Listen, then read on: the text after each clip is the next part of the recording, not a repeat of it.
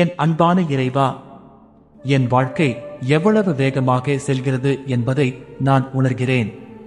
என் குழந்தை பருவ நினைவுகள் இன்னும் எனது இதயத்தில் நிறைந்திருக்கின்றன. ஆனால் இந்த குறுகிய காலத்தில் நான் உமக்கு முழுமையாக விசுவாசமாக இருக்கவில்லை என்பதை ஒப்புக்கொள்கிறேன். என் தவறுகளுக்கு மன்னிப்பு கேட்கிறேன். இப்போது என் வாழ்க்கையின் இந்த இறுதி கட்டத்தில் உமது அருளால் என் மனதையும் புத்தியையும் தெளிவுபடுத்த வேண்டுகிறேன். என் வாழ்க்கையின் நோக்கத்தை கண்டறியவும் அதை நிறைவேற்றவும் எனக்கு உதவுங்கள். என் குடும்ப உறவுகளை வலுப்படுத்தவும் என்னை சுற்றியுள்ளவர்களுக்கு நல்லொருவராக இருக்கவும் எனக்கு வலிமையை தாருங்கள்.